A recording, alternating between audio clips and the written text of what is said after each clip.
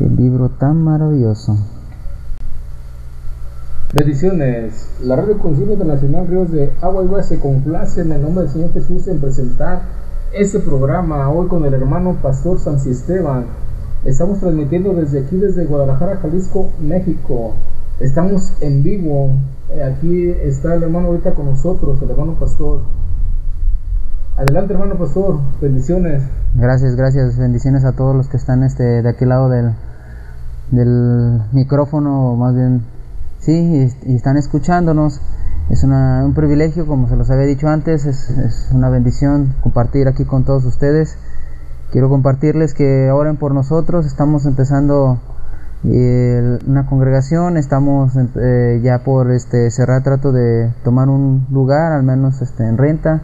Sigan orando por nosotros, porque lo que queremos es glorificar a nuestro Dios a través de nuestras vidas, y principalmente llevando el Evangelio, y que muchas personas sean beneficiadas a través del Evangelio, ¿no? Y es importante que nos unamos en esto de la oración, porque es la unión que tenemos como hermanos, y es agradable ante Dios que nos unamos todos para que Dios sea glorificado. Gracias por todos los que están escuchando.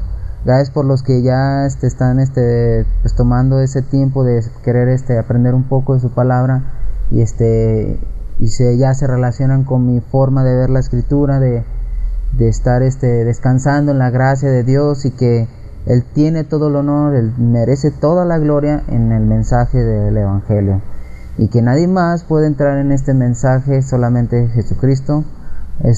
Sabemos que los tres fueron partícipes, pero el que lleva todo el poder es el Señor Jesús. Estaba compartiendo en la semana a los hermanos acerca de lo del Espíritu Santo, y cómo Él es el que glorifica a Jesús, Él es el que nos lleva a Cristo, Él es el que nos revela la verdad, pero lo que debemos de conocer del Evangelio. Entonces el Espíritu Santo siempre nos va a llevar a Cristo. Aparte que dice que son de Él, dice Él va a tomar de lo mío, y lo que tiene el Padre es mío, ya es mío. Entonces ahora ya todo es de Él. ¿Por qué? Porque Él fue el que pagó, Él fue el que hizo la obra del pago. Entonces ya ahora, como Él fue el que pagó, ahora Él es dueño de todo, ¿no? Y Él es dueño absolutamente de todo, y principalmente de la iglesia. La iglesia no es un lugar, un establecimiento para que todos aquellos que han estado un poco confundidos en ese aspecto. La iglesia somos nosotros, todo aquel que ha nacido de nuevo, todos los creyentes, todos los hijos de Dios, todos aquellos que han sido transformados por medio del Evangelio, por el poder del Espíritu Santo, llevándolos a la fe y al arrepentimiento, y ahora son unas nuevas criaturas. ¿Por qué? Porque ahora ya no son hijos del mal, sino hijos de Dios. Entonces la iglesia somos aquellos, el conjunto de personas. Una parte de la iglesia se congrega en un edificio que es sí es el templo de la iglesia, no el templo de Dios. El templo de Dios somos nosotros, los creyentes. Nosotros somos el templo del Espíritu Santo. En nosotros habita Dios. Entonces, al que debemos que ponerle atención es a nuestro cuerpo, porque nuestro cuerpo es el templo, no el lugar. Sin embargo, el lugar lo utilizamos para congregarnos, para ayudarnos, para edificarnos, para estimularnos al amor y a las buenas obras. Ese es el propósito del lugar, y el reunirnos, porque a eso fuimos llamados, a amarnos unos a los otros. Entonces, les animo que sigan aquellos que están a aquel lado, que han sido dolidos, que busquen, y si están congregándose, edifiquen, porque lo principal es en esto del Evangelio es la unión. ¿Por qué? Porque somos un cuerpo. Eso es imposible, que un cuerpo pueda estar desligado, pueda estar cada quien por su lado. Muchos han dicho, ¿no?, que no ocupan ir a una congregación si están con Dios, y no es eso, así no es. El que está en Cristo anhela estar con sus hermanos, porque su amor fluye, el amor de Cristo fluye en él. Así que hay que tener mucho cuidado con lo que pensamos y hacemos en cuestión de estas situaciones que pasan en nuestra vida, de que el desánimo nos consume y llegamos a criticar la iglesia Y entonces, si criticamos a la iglesia, estamos criticándonos a nosotros mismos, porque somos parte de la iglesia. Y si criticamos la iglesia, estamos criticando a Dios, que hizo mal las cosas. No que no haya conflictos, los va a haber, lo vemos en el libro de Corintios, que dijo Pablo, entre ustedes sé que hay disensiones, pero en parte lo creo, porque es necesario que haya entre ustedes disensiones, para que salga y se muestre quiénes son de Cristo y quiénes no. Ahora, la otra cosa, también el Señor Jesús dijo, ¿no? El trigo crecerá con la cizaña crecerá con el trigo, y no lo podemos evitar. Entonces, no porque alguien diga que es creyente, pero cause divisiones, sea creyente. No porque alguien diga que Cristo está en él, pero es una persona que se la pasa generando divisiones, sea de Dios. Entonces, aquí no se trata de lo que declara la persona, sino lo que ha hecho el Espíritu Santo en ella. Así es el Evangelio. Y no va a cambiar. ¿Por qué? Porque el Evangelio es una vida nueva. ¿Cómo que una vida nueva? Porque la vida, muerte y resurrección de Cristo lleva a liberarnos, como ya lo había dicho, de esto que nos arrastrábamos de la herencia pecaminosa de Adán, ese pecado imputado, que ahora por Cristo es quitado. Entonces, no podemos arrastrar todo lo que hacíamos. Entonces, tenemos que tener mucho cuidado, hermanos. Hay que tener mucho cuidado con lo que pensamos. Y si no nos ha llegado la revelación, hay que pedírsela a Dios. Eso es bueno. Es bueno de decirle a Dios, ¿sabes qué, Señor? No he sido lo que pues tú deseas que sea. No he dado el ancho, no he sido ese hijo tuyo que ha dado, ha entendido todo. Pero hay que echarle ganas, hermanos. Entonces, vamos a orar. Quiero orar por ustedes. Quiero que oremos todos juntos. Y quiero que honremos a Dios y glorifiquemos a nuestro Dios.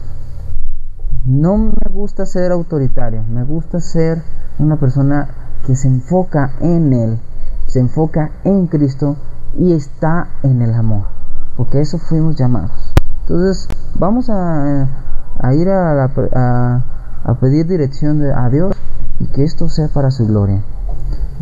Vamos a orar. Dios, te agradecemos por este momento. Gracias, Padre, porque eres bueno. Gracias, Señor, porque nos fortaleces, nos guías. A pesar de todas las debilidades que tenemos y todas las situaciones que pasamos, aún la falta de fe que tenemos, muy limitados estamos, Señor. Sé que todos los que somos tus hijos tenemos tantas situaciones, tantas debilidades que de veras que solamente en ti podemos permanecer. Yo sé que para eso nos escogiste, para ser dependientes de ti. Para eso nos llamas, para ser dependientes de ti. Y por eso nos tienes como nos tienes, porque quieres que dependamos de ti. Llévanos ese entendimiento, Señor. Llévanos a honrarte, llévanos a glorificarte y estar 100% dependientes de ti, Dios. Bendito eres por lo bueno y maravilloso que eres. Bendito eres por todo lo que has hecho. Y síguenos ayudando en todo, Señor. Danos esa capacidad, danos esa entrega y fortalece a nuestros hermanos que están padeciendo. Dales fe, dales gracias, Señor, para que podamos todos unidos estar en un solo pensamiento. Te lo pido, Señor, todo esto y te doy gracias en Cristo Jesús. Amén. Muy bien, estábamos en la cuestión de la gracia eficaz y la gracia común. Y yo sé que no vemos mucha gracia común de Dios en todo esto de los entregó, que lo que vimos la semana pasada. Pero lo que quiero que entendamos es que Dios, en su gracia eficaz, cambia toda esta perspectiva, cambia toda esta situación. Dios puede quitar todo eso, aun cuando son soltados. Lo que quiere enseñar Pablo y es que al ser entregados es una posición normal de la persona, porque no tiene límites, no tiene esa gracia común de Dios, no ha sido limitada su carne, su vida, porque aún en las personas que no han nacido de nuevo, hay límites. Dios ha limitado por medio de la moralidad, por eso le llamamos gracia moral, dentro de la gracia común, porque la gracia común se habla de todo lo que Dios hace y da a la humanidad, pero en su gracia moral habla queremos dar a entender que Él es el que proporciona que la persona sea moral en cuanto a naturaleza. Hay gente naturalmente moral, hay gente naturalmente despiadada, pero eso es porque Dios así lo quiso, y es lo más difícil de entender para cualquier oyente. ¿Cómo puede ser que Dios permita, ¿no?, tanta maldad? Pues lo permite para un propósito, para su propósito, y para Él llevar a las cosas que Él quiere que sean como Él quiere. No podemos explicar nosotros los maestros el porqué de todo lo que pasa, sino lo único que tenemos es que le podemos explicar que Dios así lo ha permitido, y que todo el movimiento del mundo y toda la situación complicada del mundo es normal. ¿Por qué? Porque no podemos exigirle a las personas que se sujeten a la ley de Dios si no la tienen. No les podemos pedir a las personas que se comporten como Dios manda porque no lo tienen. Que muchas personas son morales y parece que se comportan, sí, que tienen todos los argumentos como para ser hijos de Dios, pues lo dudo, pero mucha gente dirá que sí. Pero las acciones de las personas no dependen de nosotros, las acciones de las personas no dependen de la salvación, sino de Dios. Entonces vamos a ver este lado de los moralistas, pero los moralistas tienen algo, y ese algo es que no, ¿cómo se puede decir? Que no soportan a los demás y critican, y al criticar, allí es donde tienen su defecto. ¿Por qué? Porque pasa esa situación. Vamos allí al capítulo 2 de Romanos. Miren bien, me gusta que después de que habla de esta situación de que Dios los entregó, después va con los moralistas, y ve cómo son críticos de los hombres, y dice: por lo cual eres inexcusable. Inexcusable es que no hay excusa. Valga la redundancia, ¿verdad? Oh hombre, quien quiera que seas tú que juzgas. Oh hombre, primero lo marca Pablo. Oh hombre, quien quiera que seas tú que juzgas, pues en lo que juzgas a otro te condenas a ti mismo, porque tú que juzgas tú haces lo mismo. Tú que juzgas haces lo mismo. Ahora, no es que haga totalmente lo mismo, pero ya está siendo partícipe al juzgar. Ahora, el tratado del capítulo 1, del versículo 18 al capítulo 3, es el tratado del versículo 18. Vuelvo a recalcar, el versículo 18 es el central, que dice que la ira de Dios se revela desde el cielo contra toda impiedad e injusticia de los hombres que detienen con injusticia la verdad. Va a enseñar Pablo que nadie puede ser salvo. Hasta el versículo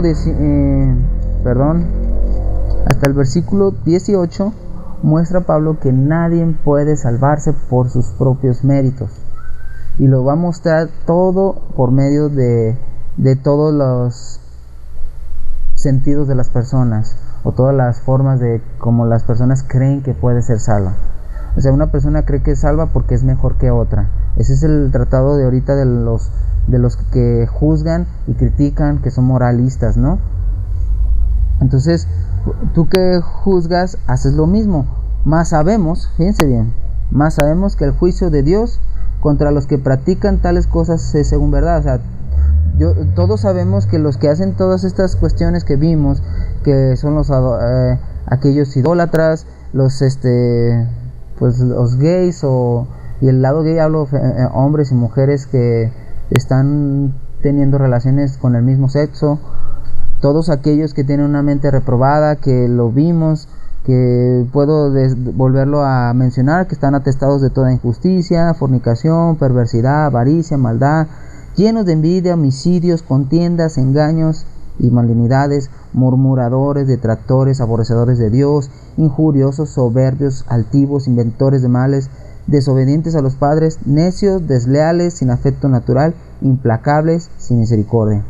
Toda esta esta lista tan larga de una mente reprobada, todos los que practican todas cosas según dice que sabemos que el juicio es contra los que practican tales cosas según verdad.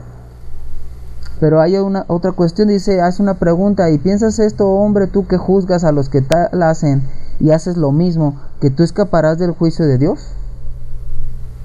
Y mucha gente moral piensa que va a escapar del juicio de Dios porque yo no mato. Sí, pero eres sin misericordia. Pero yo no codicio la mujer de mi prójimo o el hombre de mi prójima. Pero eres murmurador, o soberbio, o eres altivo, inventor de males, no sé. Toda la humanidad está corrompida. No hay ni un justo, y eso lo vamos a ver en el capítulo 3. Nadie puede escapar de estar libre del pecado, porque el pecado está imputado y tenemos una naturaleza pecaminosa. Bueno, aquellos que hemos nacido de nuevo, no, ya la tenemos ya. Entonces es imposible, todos somos partícipes, porque el que quebranta un mandamiento quebrantó todos. Por eso todos son partícipes de todo, aunque no las hagan.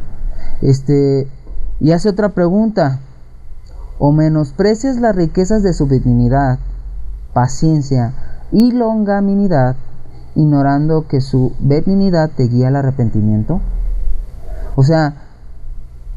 Su benignidad de Dios es el que nos guía al arrepentimiento.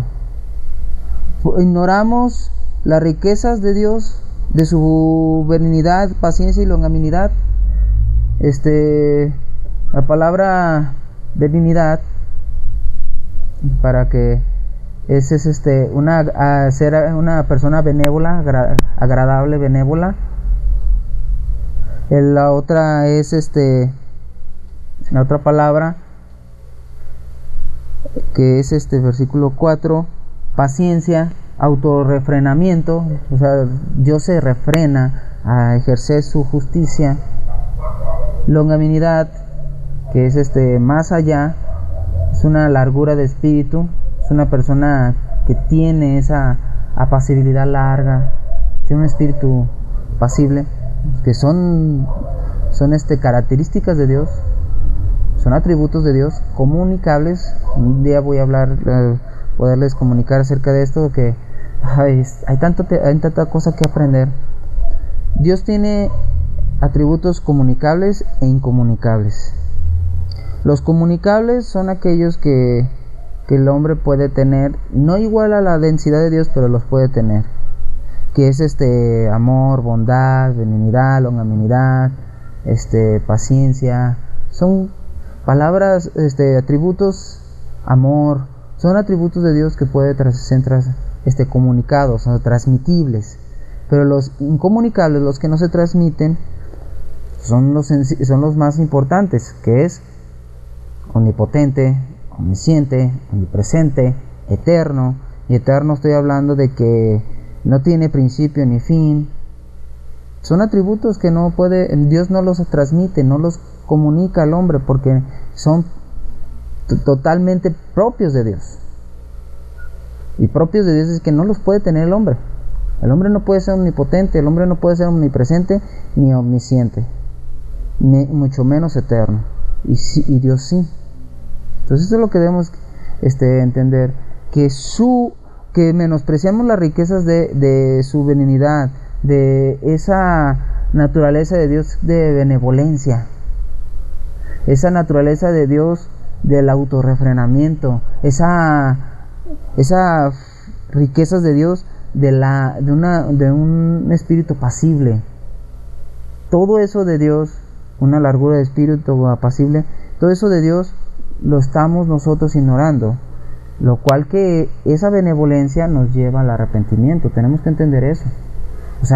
La benevolencia de Dios, la misericordia, su gracia es la que nos lleva al arrepentimiento. No somos nosotros, porque nos han dicho que nos vamos a ir al infierno y por eso nos arrepentimos. El arrepentirse por miedo a ir al infierno no es arrepentimiento. Hay cuestiones que tenemos que saber: metanoia y metalomai. Metamelomai significa tener un sentir, un dolor, un pesar por el pecado, que todo hombre natural lo tiene, le duele y le da un pesar por pecar, pero no lo deja de hacer, o sea, no deja de pecar porque es simplemente un pesar. Pero nosotros en nuestra lengua es traducción, arrepentimiento, pero para los oídos de toda aquel latino o de la lengua española, para que lo entendamos, es simplemente que una persona que tiene metamelomai, ¿cómo se me pudo haber olvidado esa palabra? Está hablando que cuando tienes un pesar por el pecado, es un remordimiento nada más, es la palabra, remordimiento, pero hasta ahí llega. El verdadero arrepentimiento, que es metanoia, que es cambio de mente, la palabra cambio de mente, que es transformación, nous de pensamiento, quiere decir que nos cambia todo nuestro pensar, y ese solamente puede venir de Dios. Ok, continuamos. Pero por tu dureza y por tu corazón no arrepentido, atesoras para ti mismo ira, para el día de la ira y de la revelación del justo juicio de Dios. Claro. Y me van a decir, pero ahí dice que es la dureza, y por la dureza de uno y por un corazón no arrepentido. Pues claro, nadie va a poder quitar esa dureza y ese corazón arrepentido si no es por medio del Espíritu Santo y el mensaje del Evangelio revelado por medio del Espíritu Santo. Es imposible. Tenemos que entender estas cuestiones tan sencillas. El tratado de Pablo es dar a entender que no tenemos ninguna posibilidad dentro del Evangelio que nosotros hayamos tenido parte. El Evangelio es totalmente dueño y señor del Evangelio, Dios, Jesucristo. No podemos cambiar eso, hermanos. Si alguien piensa que ha hecho algo en la salvación, está errado. Y eso es lo que es el tratado de Pablo. Y el cual pagará cada uno conforme a sus obras. Claro, Dios lo va a hacer. A toda la humanidad los va a juzgar Dios conforme a sus obras. Pero nadie va a salir librado. Si una persona no ha nacido de nuevo, no puede ser librado. Será juzgado conforme a sus obras, pero aún así no saldrá libre. Sin embargo, va a ser algo muy importante. Este tratado es muy, fíjense bien, porque ha habido muchas malas interpretaciones de este pedazo que viene. Vida eterna a los que perseverando en bien hacer buscan gloria y honra e inmortalidad. Y todos van a decir, bueno, pues aquí está contradiciendo.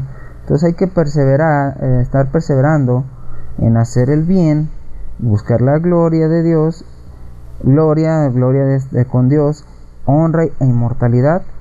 Bueno, ahorita lo va a explicar. Hay que leer el contexto, no encerrarnos en un versículo.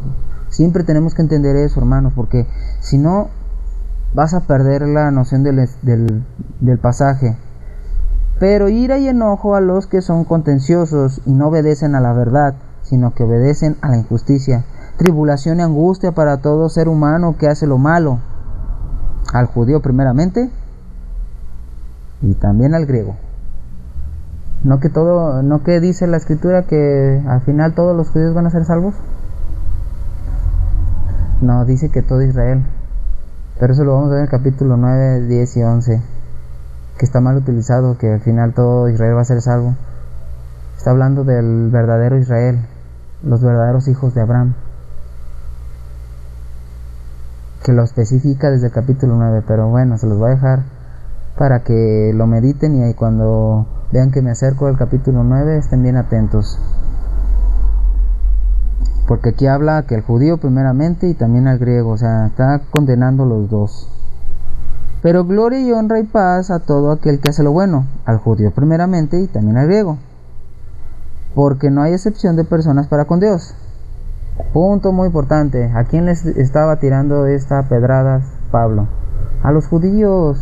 Esta es la cuestión de cuando... Esta es una de las partes en la que la escritura habla directamente a una persona judía. Es como cuando usa los absolutos Pablo, Pedro, el Señor Jesús, Y todos nos vamos a, bueno, no todos, los universalistas se agarran de estos versículos. No. Cuando dice, porque de tal manera amó Dios al mundo, que ha dado su Hijo unigénito, para que todo aquel que en él cree no se pierda, mas tenga vida eterna. Muchos dicen, amó Dios al mundo. Y entonces todos dicen, Dios ama a todo el mundo. Entonces, Dios aborrece el pecado, pero ama al pecador. Y eso es una mentira. Cuando dice mundo, no estamos diciendo que no diga cosmos, que está hablando de todo el mundo, toda la tierra.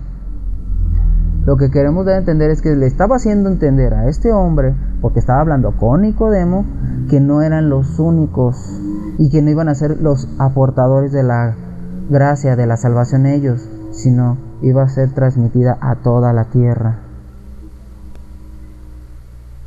Ahora estás entendiendo por qué utilizó cosmos, que está hablando del globo terráqueo, todo el entorno de la tierra. Hay que entender bien las frases, hermanos. Hay que entender a quién está hablando. Es como aquí el famoso versículo de 2 de Pedro 3:9. Todo el mundo, el cristianismo habla de ese versículo, que Dios no tarda su promesa, sino que es paciente para con nosotros, no queriendo que ninguno perezca, sino que todos procedan al arrepentimiento. Está esperando que la espera del Señor Jesús es que todos procedan al arrepentimiento. ¿Y quiénes son todos? Bueno, si le hablas a un universalista está diciendo que toda la humanidad. Si le dices a un libre albedrío, está esperando a todos los que él vio en su presencia, que los que se iban a arrepentir, que porque él ya como ve en la línea del tiempo y va viendo cómo van las cosas del mundo, y entonces ve y dice, mira, este se arrepintió, apúntalo en el libro de la vida. Este también se arrepintió, apúntalo en el libro de la vida, porque los del libre albedrío aseguran que tenemos nosotros el poder de la salvación, porque tú optas por seguir a Dios o no, y todavía tienen la aberración, que no está en ninguna parte de la escritura, de decir que Dios no puede tocar nuestro libre albedrío, y si el día que tocare Dios el libre albedrío de nosotros, dejará de ser Dios. Y te quedas pensando, bueno, ¿dónde está esto? ¿De dónde sacaron esa interpretación? Es humanismo eso. Pero si le preguntas a un calvinista, ¿qué te va a decir? Pues de todos los elegidos. Pero no, ese versículo ni siquiera está hablando de salvación eterna. Está hablando de salvación de una herejía. Está hablando cristianos. Está hablando creyentes. Qué cosa tan tremenda, ¿no? Con un versículo lo metemos a la salvación de las personas, aun cuando sabemos que los elegidos nunca van a dejar de ser hijos de Dios, siempre fueron hijos de Dios, y un día van a llegar al arrepentimiento y van a ser transformados y van a llegar al conocimiento de la verdad. Aun cuando sepamos todo eso, de que los elegidos son los elegidos, ese pasaje no está hablando del arrepentimiento para salvación de vida eterna o de cambio de vida o del nuevo nacimiento. Está hablando del arrepentimiento de una herejía ya siendo un creyente. ¿Por qué? Porque hay unos que ya siendo creyentes se desvían a las herejías de las comunicadas por los hombres que acechan y envuelven a los hijos de Dios, pero los que son hijos de Dios van a regresarse.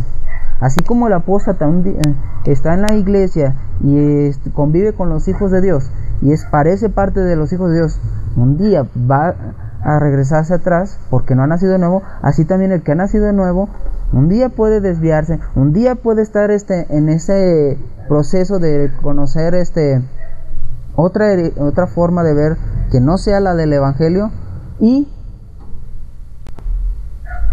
Dios lo va a regresar un día a donde es de él, a la iglesia, a su cuerpo, con su esposa, con la novia. Eso es lo que dice 2 de Pedro 3:9.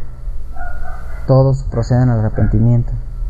Es paciente para todos sus hijos que un día regresen al lugar donde deben de estar.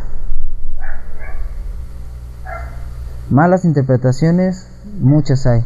Bueno, el versículo 11 quiere hablar acerca de eso, que no hay excepción de personas, que Dios no está, ya ese versículo tampoco es bien utilizado si dicen, es que Dios no hace excepción de personas, todas las personas tienen que ser aceptadas para Dios.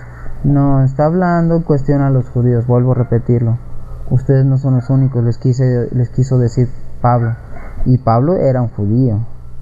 Un judío a judíos tenía esa autoridad de decírselos, por eso Dios utilizó a Pablo. No son los únicos, y me perdonen todos aquellos que son me están escuchando y son judíos. No, el evangelio es para todos. Pedro lo tuvo que entender a través de una visión o un éxtasis que él pasó, y luego cuando comunicó el evangelio a Cornelio se dio cuenta de la verdad. Pero el evangelio, la vida eterna, el nuevo nacimiento, es para todos aquellos que están elegidos para vida eterna. Así de fácil. Yo no voy a decir para todo el mundo porque no puedo hablar ese general, ya no está en mi contexto. Yo no soy judío, ni le estoy hablando a judíos, estoy hablando a personas que son del mundo, o más bien que están en el mundo. Entonces tenemos que hablar a los elegidos. Ok, versículo 12. Porque todos los que sin ley han pecado, sin ley también perecerán. Y todos los que bajo la ley han pecado, por la ley serán juzgados. Esto es algo sencillo. Sin ley o con ley todos perecerán, porque no son los oidores de la ley los justos ante Dios. Fíjense bien, los que conocen la ley de Dios, principalmente la ley mosaica, no son los justos delante de Dios, sino los hacedores de la ley serán justificados. Y volvemos a lo mismo. Todos llegan a la confusión en este verso. ¿Ves? Está diciendo que los que hacen cumplen la ley son los que serán justificados. No por las obras de la ley seremos justificados. Miren bien, es que hay que ver el contexto. Todavía no hemos llegado al versículo importante. Porque cuando los gentiles que no tienen la ley hacen por naturaleza lo que es de la ley, estos, aunque no tengan la ley, son ley para sí mismos. Pero mire bien, mostrando la obra de la ley escrita en sus corazones. Aquí está el centro. Mostrando la obra de la ley escrita en sus corazones. Cuando dice la ley escrita en sus corazones, está hablando de que esta persona por sus propios medios logró tener escrita la ley en su corazón. No. Aquí está dando una referencia hasta de lo que es la promesa del nuevo pacto que prometió en Jeremías. ¿Y qué dice? Y estableceré un nuevo pacto con ellos, y pondré mis leyes en sus corazones y las grabaré en sus mentes. ¿A quién se refería Dios cuando que iba a hacer él eso? ¿A lo que el hombre podía hacer? No, la acción y el poder del Espíritu Santo. Sin el Espíritu Santo no podemos hacer nada. Y esa obra la va a marcar en el capítulo 8. En el capítulo 8 va a especificar todo esto de que el cumplir y el hacer y todo lo que hace la transformación del Evangelio, la gracia de Dios, de cómo cambia uno. Porque Pablo primero se va a centrar en que el que es de Dios por naturaleza cumple las leyes de Dios, y el que no es de Dios por naturaleza las va desobedecer. Eso es por naturaleza, y tiene que ver como lo que va a tratar en el capítulo 5, en el cual la naturaleza de Adán nos es quitada para darnos una nueva naturaleza del nuevo Adán, que es Jesucristo. Ok, continuamos. Entonces, mostrando la obra de la ley escrita en sus corazones, dando testimonio su conciencia y acusándoles o defendiéndoles sus razonamientos. Esto no lo puede hacer un hombre carnal, que no ha nacido de nuevo, que tiene el pecado imputado y que tiene esa naturaleza pecaminosa. No lo puede hacer. Eso no lo puede hacer, que su conciencia los acuse y los defienda, sus razonamientos. No, ese testimonio viene de que esa naturaleza viene de Dios y por medio del Espíritu Santo. En el día que Dios juzgará por Jesucristo los secretos de los hombres, conforme a mi evangelio. Otra vez lo recalca, conforme a mi evangelio. ¿Y cuál es el evangelio? La obra de Dios en el hombre, la obra de Jesucristo, todos los beneficios que vienen detrás de esa obra maravillosa de la vida, muerte y resurrección de Cristo. Pero volvemos a lo mismo. Cuando a los que no me escucharon la primera vez, cuando decimos vida, es que la vida de Jesucristo era tan importante porque Él no tenía la misma naturaleza que nosotros. Por eso utilizó una mujer para hacerse carne, pero no utilizó un hombre para que sea divino. Era un hombre divino, hombre divino. Nosotros no somos eso. Por eso dice la Escritura que era semejante. Y por eso habla de allí en Filipenses de la kenosis, eso de los morfos. El morfos, antropos y morfos, doulos, perdón, morfos siendo forma de Dios, no, morfos Deus, morfos doulos, siendo forma de Dios, se hizo forma de siervo. ¿Vamos entendiendo esto? Complicado. A veces cuando no nos han enseñado la totalidad del Evangelio y no entendemos realmente qué es el Evangelio, es difícil de entender. Entonces la vida del Señor Jesús, lo importante no son los milagros. Los milagros eran para demostrar que venía de Dios y el poder de Dios a través de él y que Dios estaba con él. Pero su vida, lo importante era que era 100% hombre y 100% Dios, y era el único que no tenía pecado ni heredaba el pecado de Adán, y el único que podía dar su vida por nosotros. Y muerte, ¿por qué? Porque derrama su sangre y paga. Resurrección, porque es la garantía de que vamos a resucitar. Jesucristo, si no resucita, todo se cae en la borda. ¿Por qué? Porque no hubiera sido Dios, no hubiera sido lo que decía, ni siquiera hubiera sido concedido por el Espíritu Santo. Entonces le tendríamos que hacer caso a la tradición, a los escritos de la tradición judía. La tradición dice por ahí en un escrito, no puedo dar el dato porque se me olvidó, perdón, que dice que le decían el pantera a este soldado con el que según eso anduvo María, y María se embarazó de este hombre, porque hasta el nombre estaba. Le tenían nombre al padre de Jesucristo, bueno, supuesto papá de Jesús, que era el pantera. Ok, formaciones pequeñas. 17.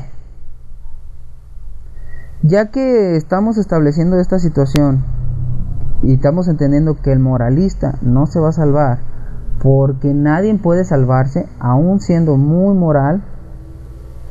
Es más, les voy a decir una cosa, a lo mejor es una aberración, pero exteriormente puede aparentar ser más moral, un moralista de naturaleza moral, muy limitado su carne, tiene que ver su carácter, personalidad y temperamento que lo lleva, sus genes, su estilo de vida, total que tiene mucho que ver todo, y principalmente el designio de Dios sobre la persona, que es la gracia moral sobre una persona.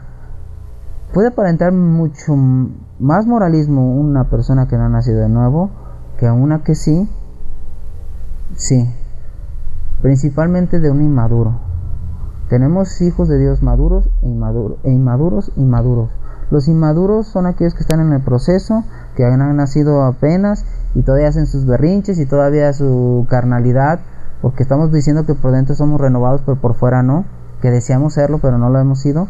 Las debilidades carnales y tanta pudredumbre que hay en esa carne, esa persona, que Dios la transformó a una nuevamente, la lleva a cometer muchísimos errores.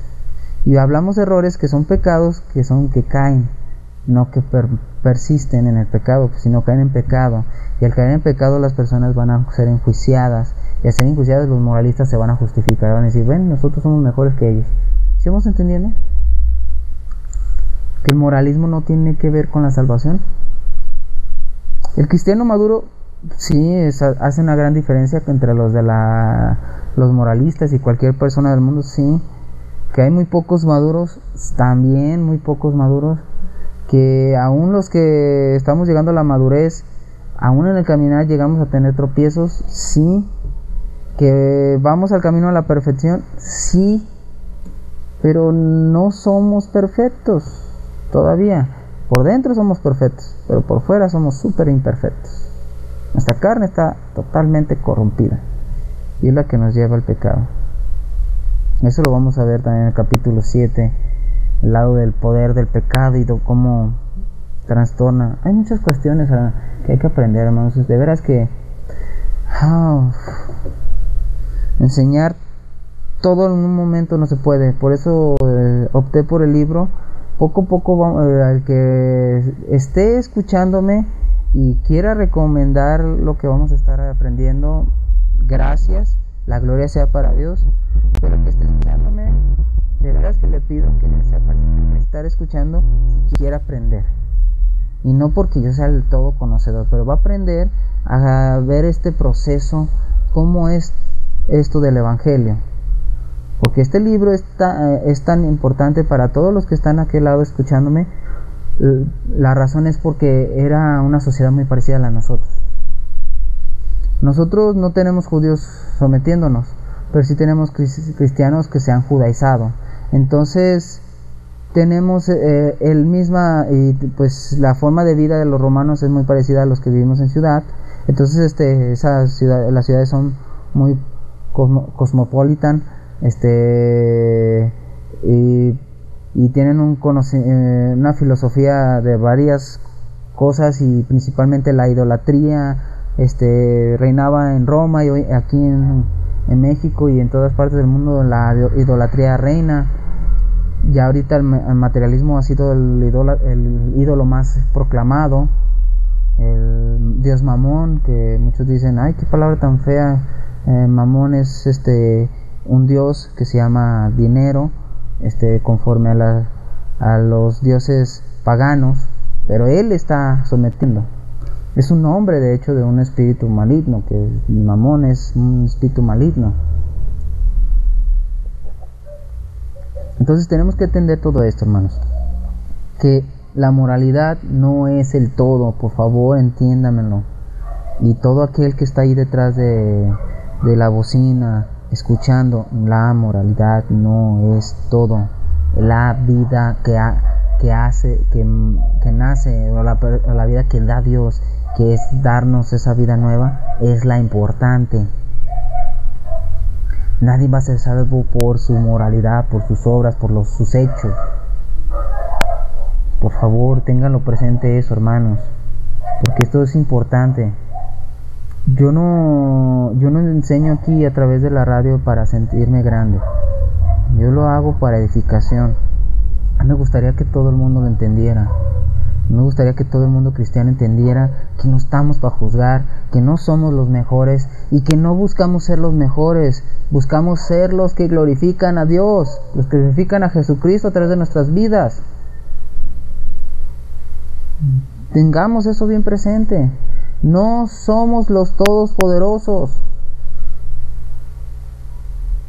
Necesitamos depender totalmente de Dios.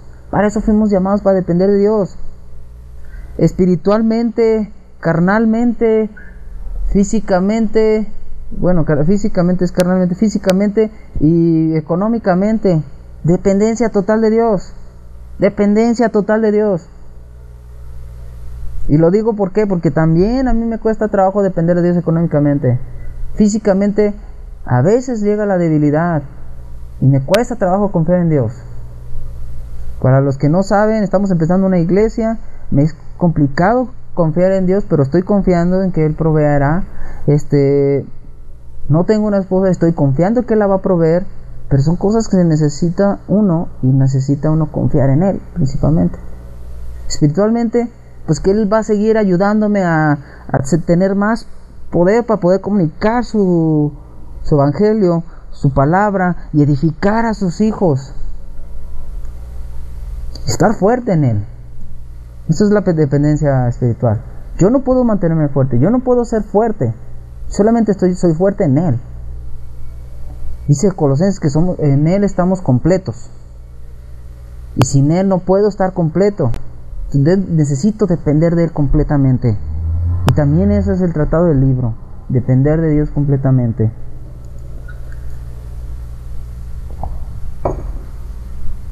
Entonces, Dios juzgará, Dios hará. Nosotros no somos los jueces. Dios juzgará a todos, y nadie se va a librar del juicio de Dios. Entonces, ya ha sido juzgado los paganos, pues los que se echan con hombres y se echan con mujeres, las que se echan con mujeres, aquellos que tienen una mente reprobada. Ya hemos visto que han sido juzgados los moralistas. Ahora le toca a los judíos, aquellos que creen que por simplemente ser hijos de Abraham, hijos de Israel, hijos de Isaac, de Israel y Jacob, son salvos. Y no es así. Y vuelve la misma controversia. Me pregunto yo, fíjense bien, les voy a dejar bien fácil, porque esto es teología también. Si todo Israel fuera salvo por medio de sangre, de linaje, como lo han dicho muchísimos, y lo creen muchos, porque el pasaje dice que al final todo Israel será salvo, entonces hubiera dos salvaciones.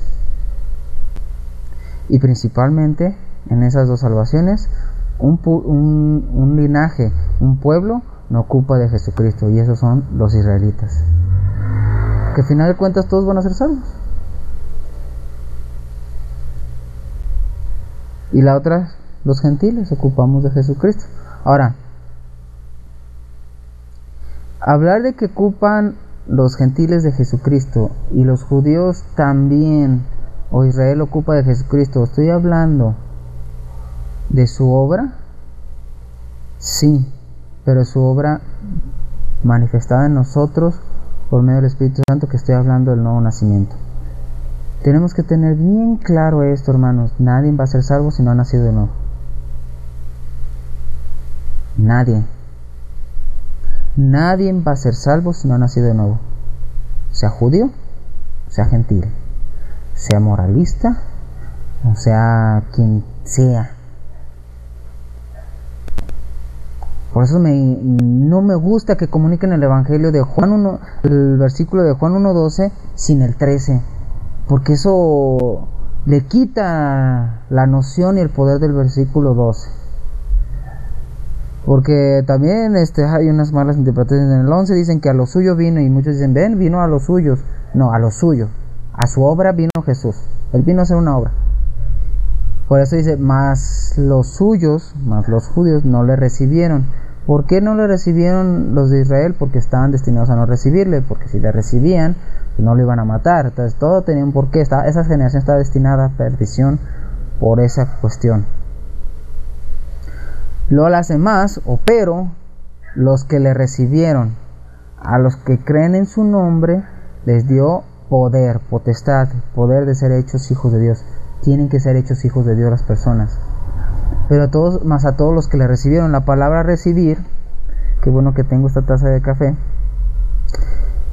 Esta taza no puede recibir el agua, el café y el azúcar para ser útil para lo que fue diseñada si no le echamos el agua. Ella no lo va a recibir sola, ella no lo va a ir a adquirir. Entonces todos los que recibieron es que recibieron la gloria de Dios, o más bien el Espíritu Santo, y fueron llevados a una vida nueva. Para poder ser hechos hijos de Dios, no pueden ser del Evangelio. Por eso dice el versículo 13, y esto no es ¿por medio de qué? De sangre, ni voluntad de carne, ni voluntad de varón, sino de Dios. Nadie puede ser hijo de Dios por un linaje, que estamos hablando por sangre, voluntad de varón, porque el hombre lo puede alcanzar por sus obras. Perdón, voluntad de carne, porque el hombre lo alcanzara por sus obras, no puede alcanzar a ser hijo de Dios por sus obras. Y voluntad de varón es porque el ungido de Dios me tocó y me dijo que yo soy hijo de Dios, o porque tiene el ungido de Dios dijo que se haga esto y esto y el otro, o por X cosa, porque yo digo y declaro que tú eres hijo de Dios. Nadie puede hacer eso.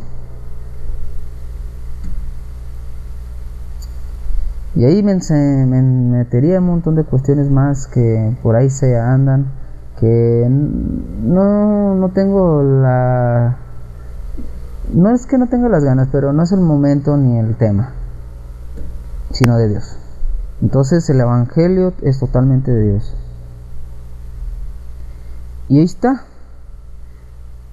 He aquí tú que tienes el sobrenombre de judío y te apoyas en la ley y te glorías en Dios.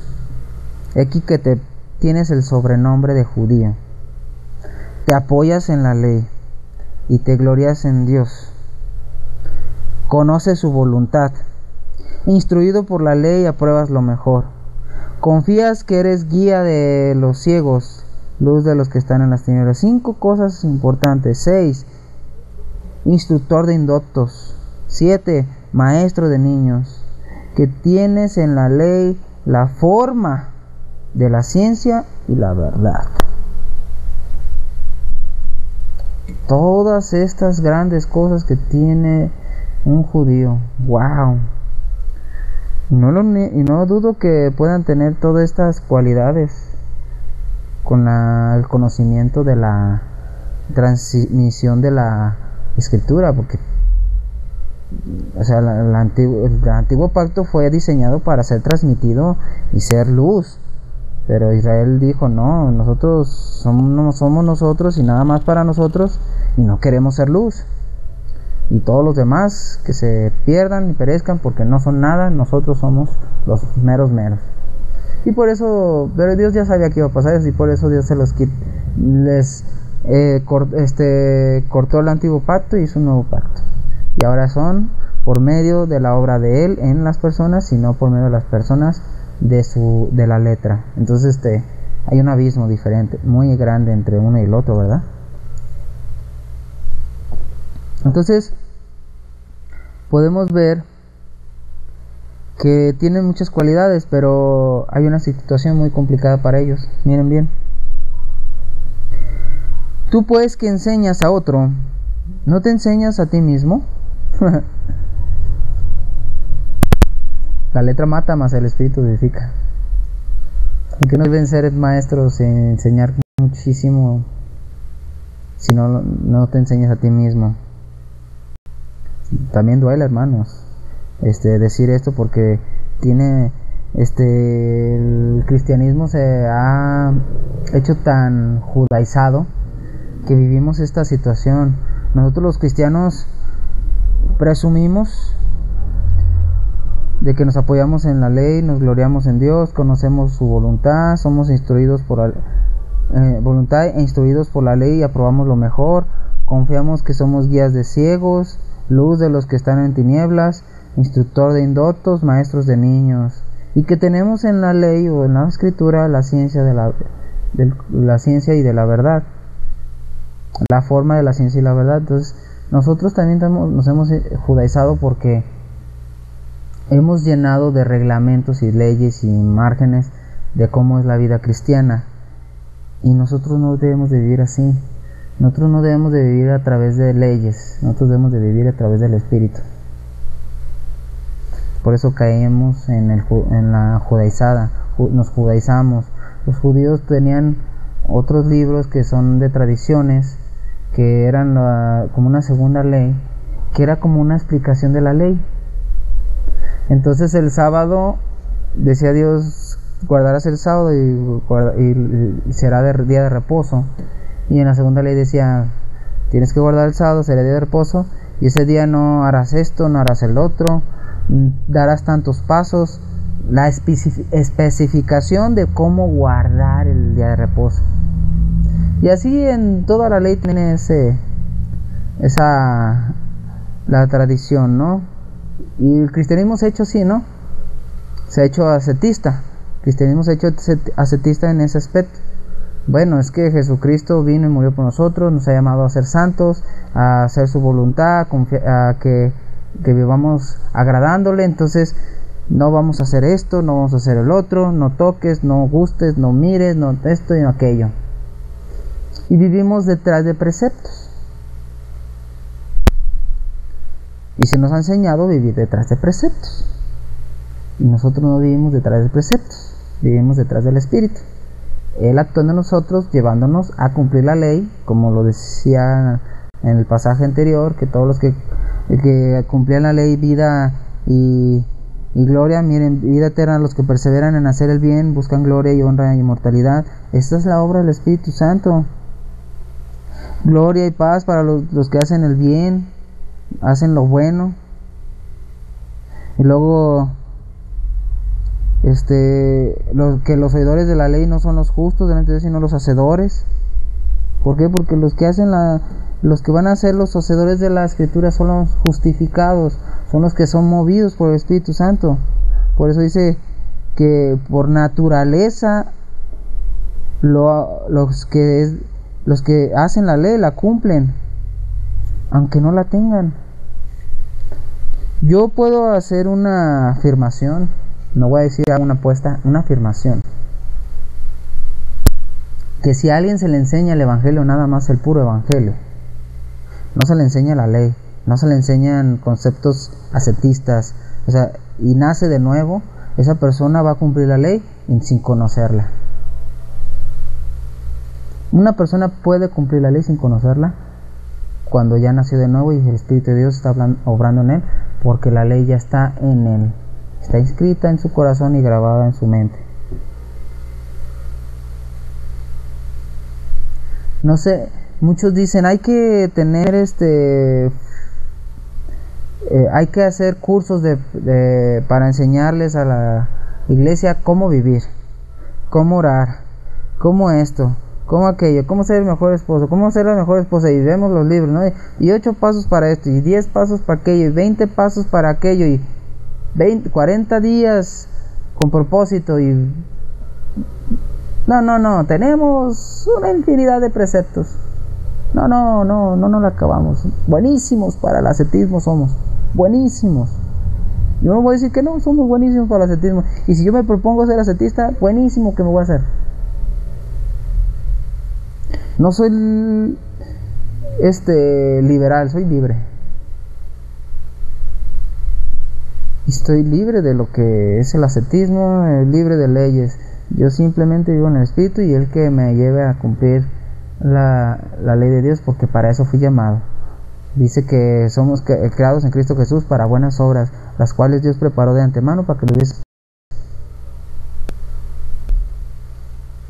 No te enseñas de ti mismo, tú que predicas que no se ha de hurtar, hurtas.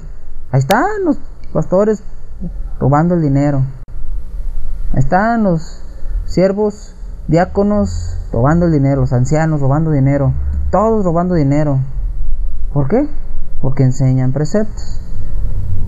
No saben que tienen que estar en el Espíritu, no en la letra. Y ese es un problema. Tú que dices que no se ha de adulterar, adulteras. ¿Cuántos pastores han caído en pecado? ¿En adulterio? Muchos. ¿Cuántos cristianos? Muchos. ¿Cuántos divorcios? Muchos.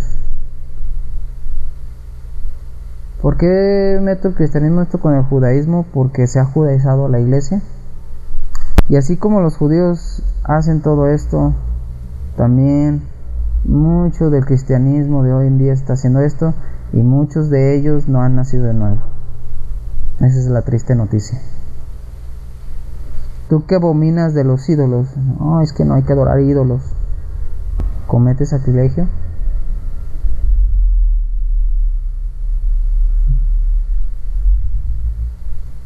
Comete sacrilegio.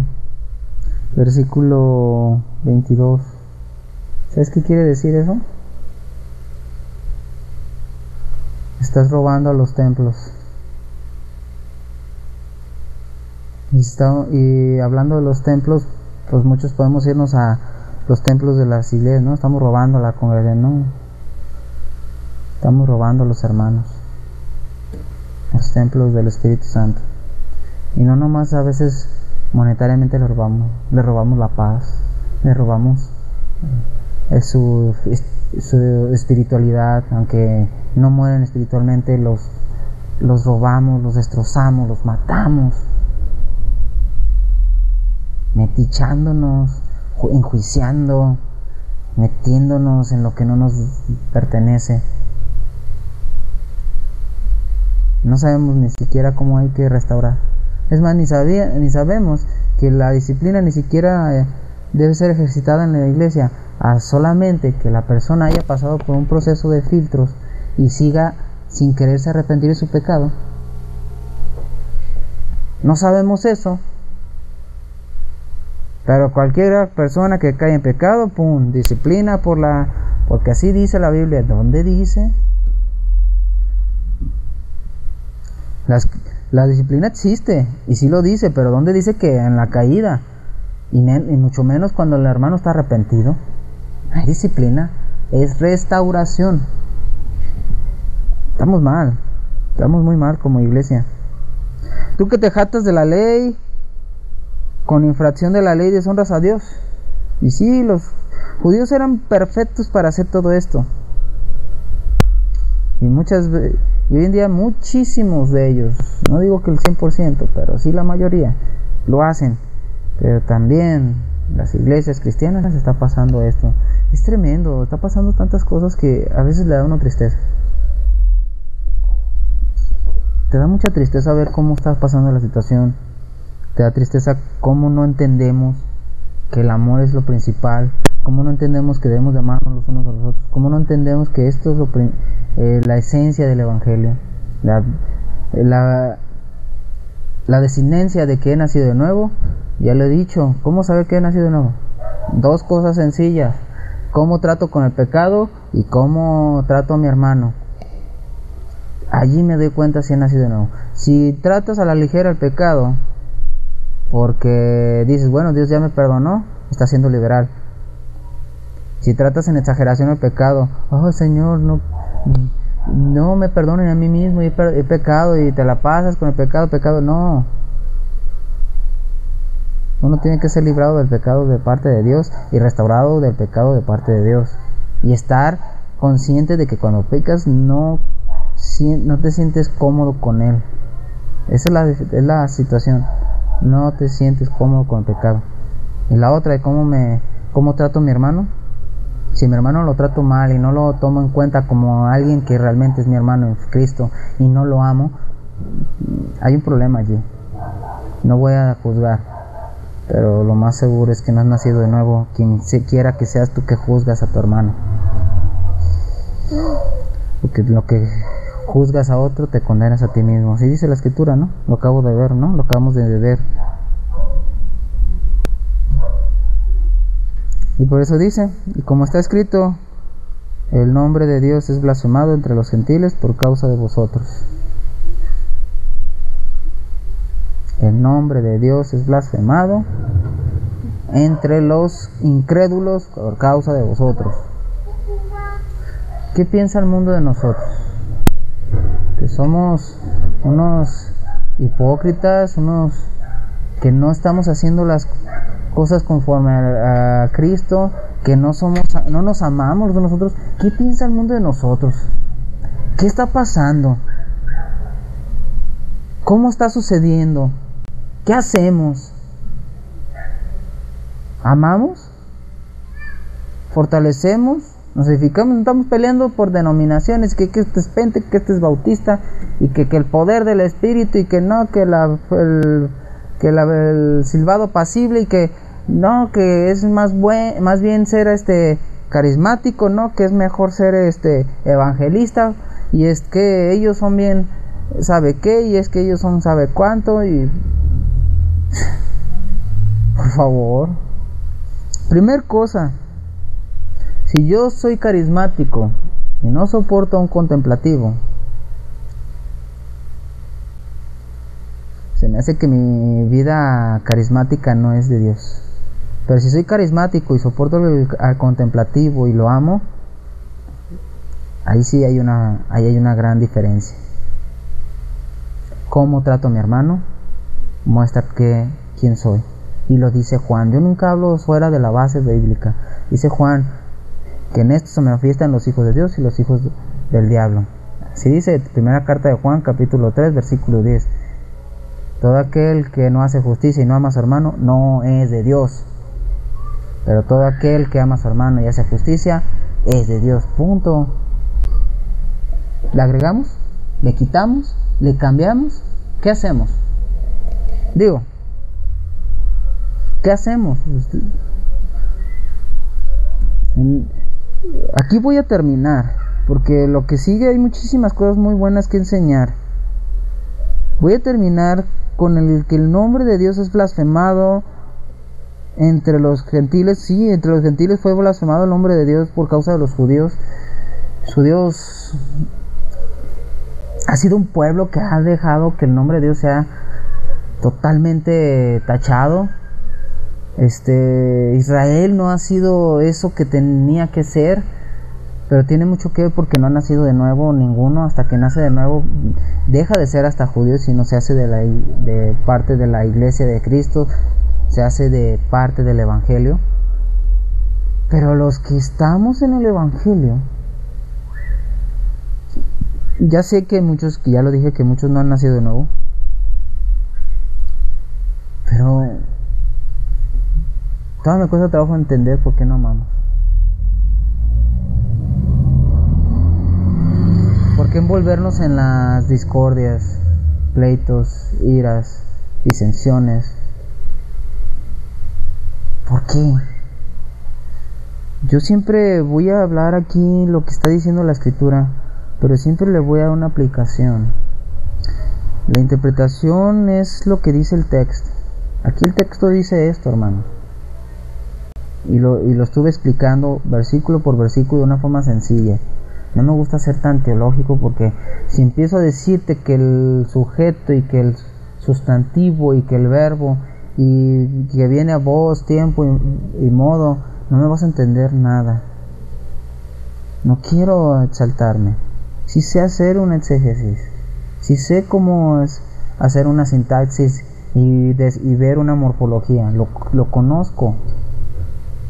Aquí tengo mis manuscritos, ahí tengo las morfologías y sé qué quiere decir cuando leo la morfología, cómo es la sintaxis. Pero no quiero eso. Quiero que entiendas de una forma sencilla qué dice el texto. ¿Qué quiere decir Pablo? ¿A dónde lo lleva? ¿Cuál es su propósito? ¿Y qué podemos aprender de eso? Y lo que tenemos que aprender es estar en Él. Glorificar a Cristo. Glorificar a Dios. Dejémonos de tantas cosas.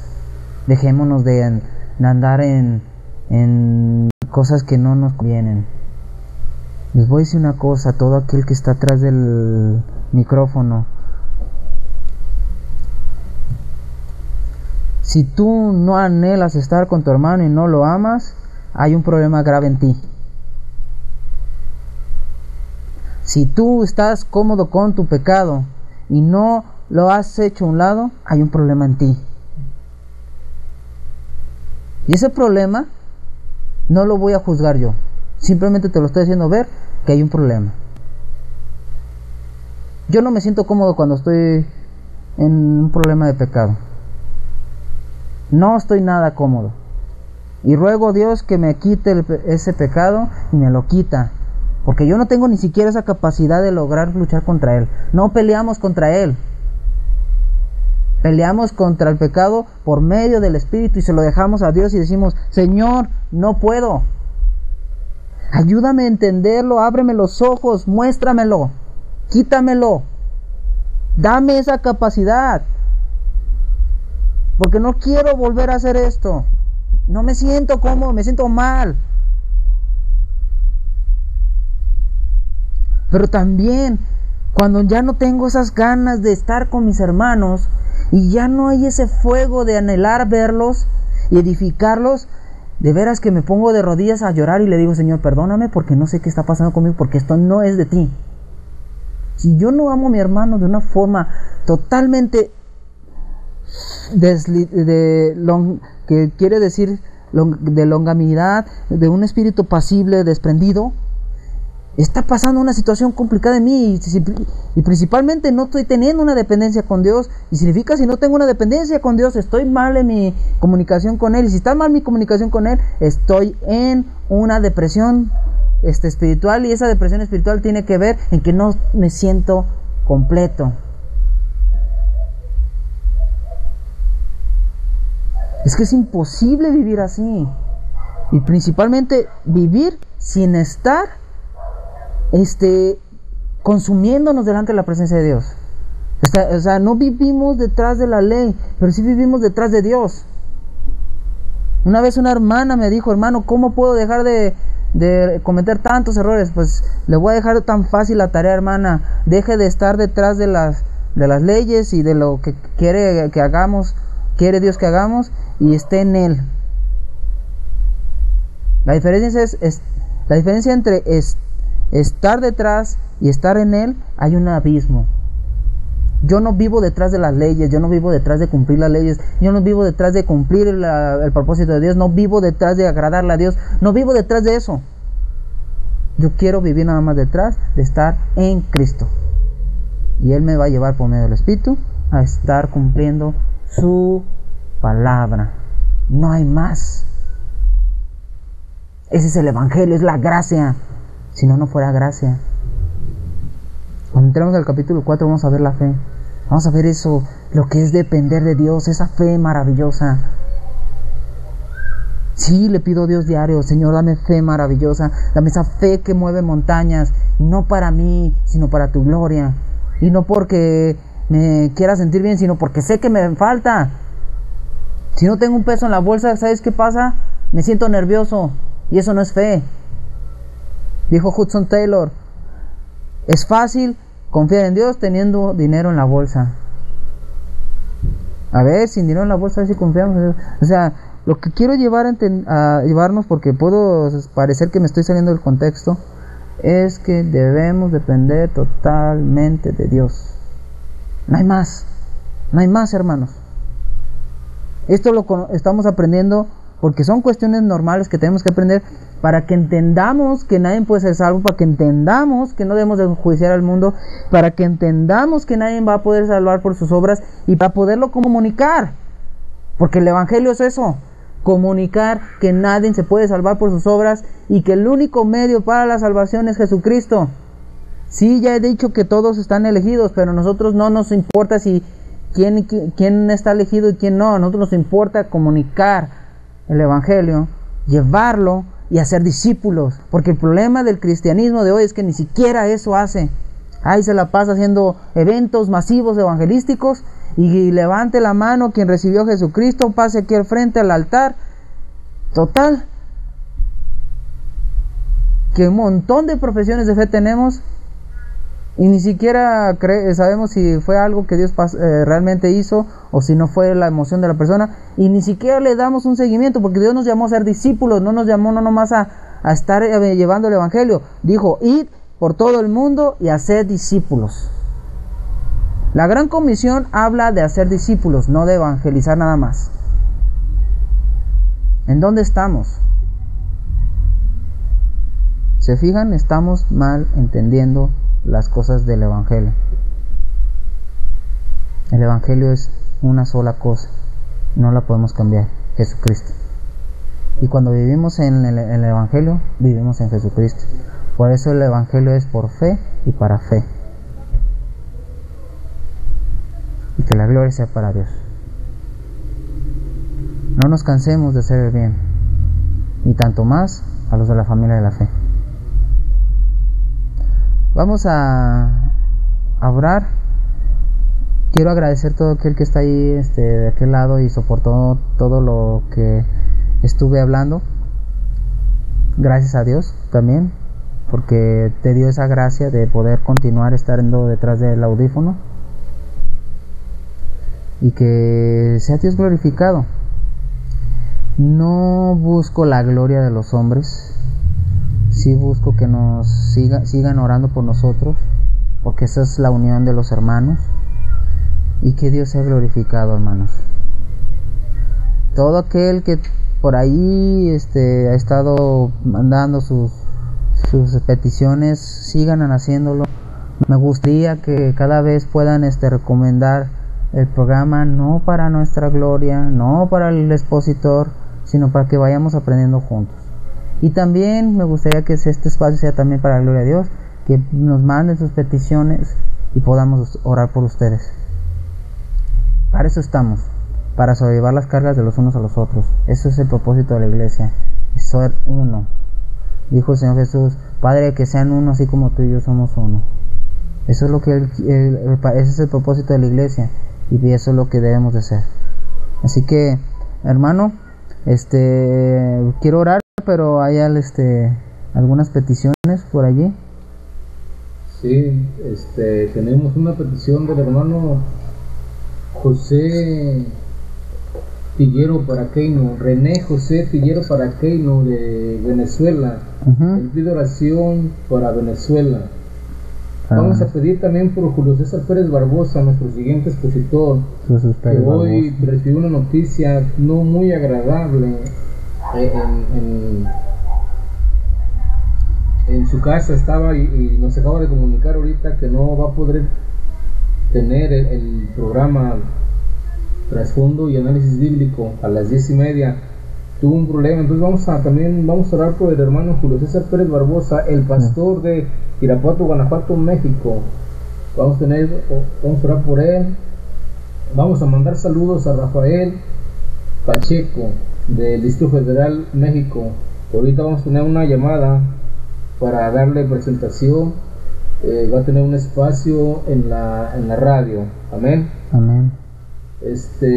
Vamos a pedir también por Edgar Samuel Ubiarco, por Santiago Nieto también. Vamos a pedir por este Señor que está haciendo obras maravillosas en ellos.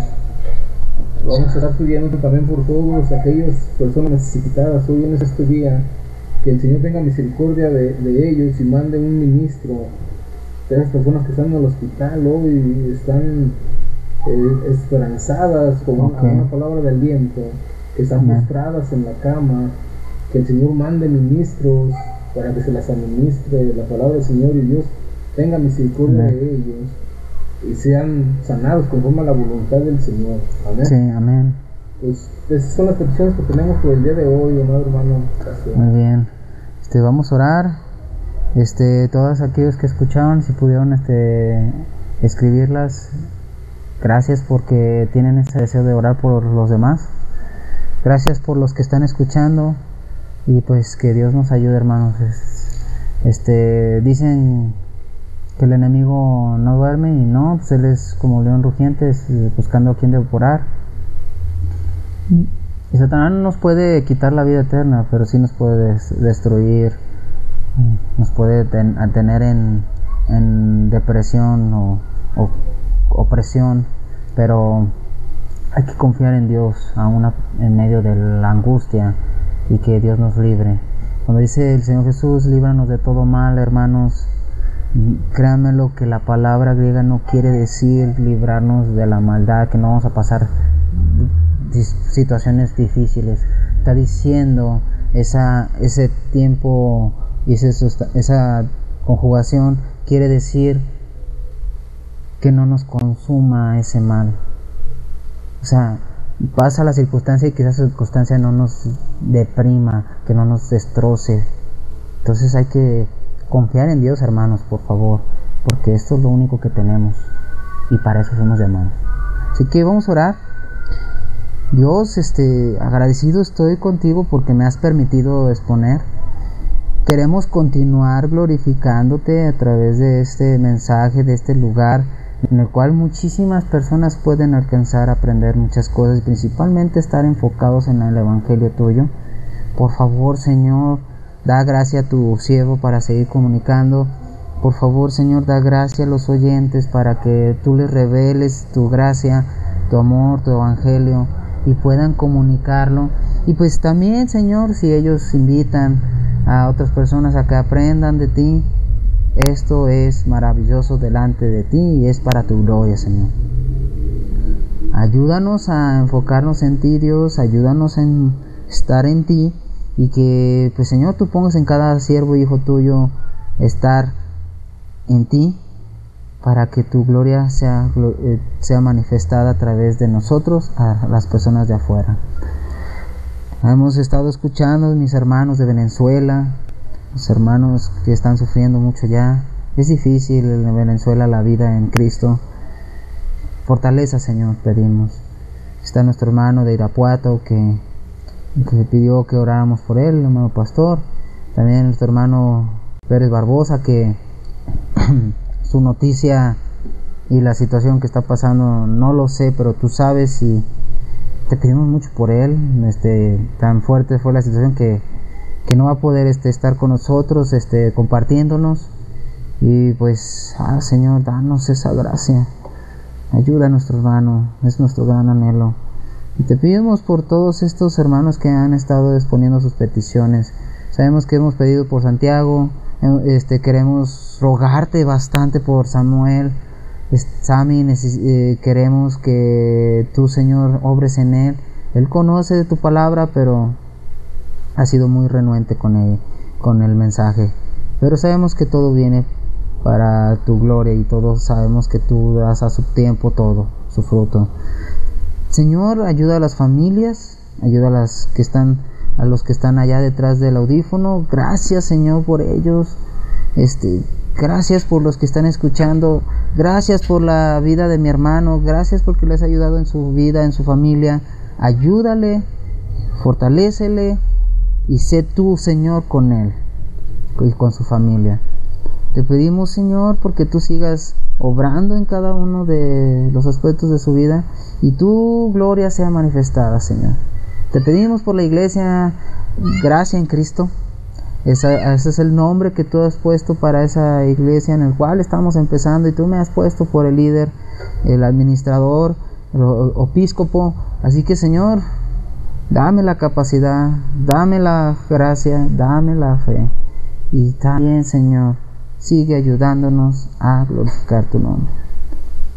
Señor, en tus manos depositamos toda nuestra confianza, y que tu gloria sea manifiesta en toda la tierra. Y todo esto te lo pedimos por todas las peticiones que olvidé, y perdón porque los olvidé, pero tú sabes, Señor, que está en mi corazón. Pero sabemos que seguiremos orando por eso, lo vamos a anotar, y que la gloria sea para ti, Señor. Te lo pido, Señor, todo esto, y te doy gracias en Cristo.